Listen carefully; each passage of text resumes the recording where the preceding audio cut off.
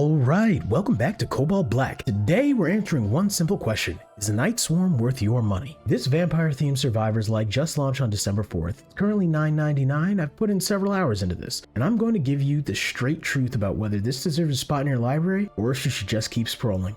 Let's get it. First, what Night Swarm does well. The visual style is genuinely unique. They went with this comic book cel-shaded aesthetic where your characters look like painted tabletop miniatures sitting on little pedestals. They wobble and tilt like you're moving game pieces across a board. It's stylized, it's distinctive, and honestly, while I don't like the tabletop piece aesthetic, it actually looks really good. The gothic atmosphere works. The structure is a bit more ambitious than your average survivor-like. Instead of just standing in an arena for 30 minutes, Night Swarm uses branching path system like a typical roguelite. You navigate node by node, choosing between elite battles for better loot, safe routes to quests, or resource nodes. This adds actual decision making to a genre that usually doesn't require much thinking beyond pick the good upgrade. The relic system has some depth. You've got active relics, your weapons, and passive relics for buff. When you get 2 active relics to level 10, you can fuse them into evolved super weapons. This is kind of why I said some depth. Each weapon has its own distinct partner, and there aren't necessarily multiple fusions, but it is still fun to play. There's some build crafting, where there's talent trees and equipment customization. There's more RPG-like elements than most games in the genre.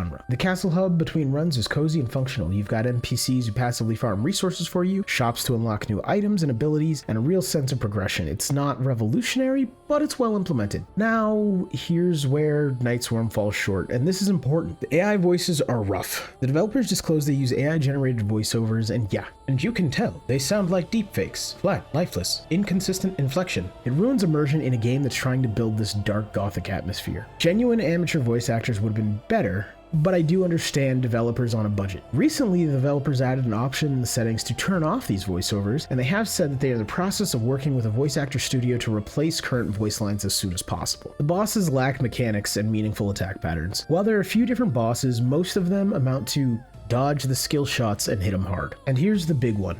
It feels a little underbaked. The devs have already issued patches changing some of the balance and streamlining some of the systems. From what I can tell, it has made the game easier, thus kind of making the systems around progression more simplified and less impactful. It looks like they're committed to making this game better, but only time will tell if they actually succeed. The main problem I see happening is that in their endeavor to streamline the gameplay, they are simplifying it. And no, that's not the same thing. Streamlining is changing something for efficiency's sake. Simplifying is stripping away complexity. A great example of this is in the companion system. In the demo, you controlled when your companions use their abilities. Now it's just a simple cooldown. No longer can you save it for the exact right moment. Sure, this also means you don't have to keep track of it, but that kind of change can be worrisome. As well as streamlines gameplay, it takes agency from the player. So, what's the value proposition? At $9.99, you're looking at maybe 15 to 20 hours to see most of what the game has to offer. That's not bad math, under $1 per hour. I personally have really enjoyed my time with this game, despite its shortcomings. At a 78% positive review on Steam, I do see some complaints of the game becoming repetitive after a while, and that the systems lack depth. To be honest, I feel like this is a matter of perspective. While viewing this game as an RPG with roguelite and survivor-like elements, I can see where these complaints come from. Compared to a full-blown RPG, yeah, meta progression could use some work and the gameplay can feel a bit repetitive. To be honest, I've almost never understood this complaint with most games, especially games in this kind of genre. They have set systems, so yes, after some hours, games are going to feel a bit repetitive no matter what. It's the same game. Yeah, I understand it can be worse with some than others, but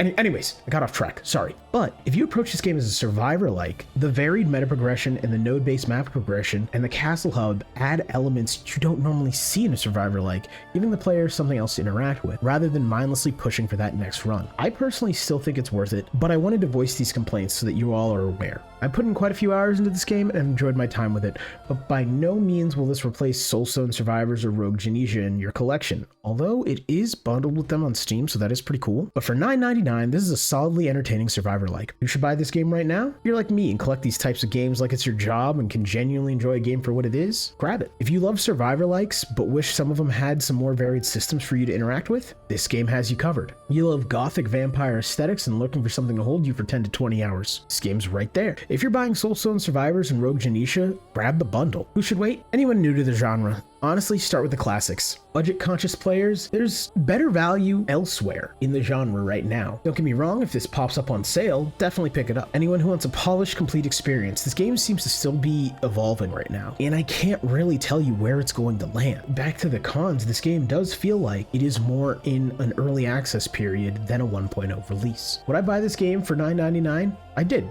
And yeah, I'd do it again, but it's kind of my mission to find those lesser known indie games. But let me know in the comments if this helped you make a decision. That's what this channel is for, helping you figure out where your gaming budget should actually go. Anyways guys, if you've made it this far in the video, a like and a sub would be very much so appreciated if you enjoyed it. I'll be back tomorrow with another video.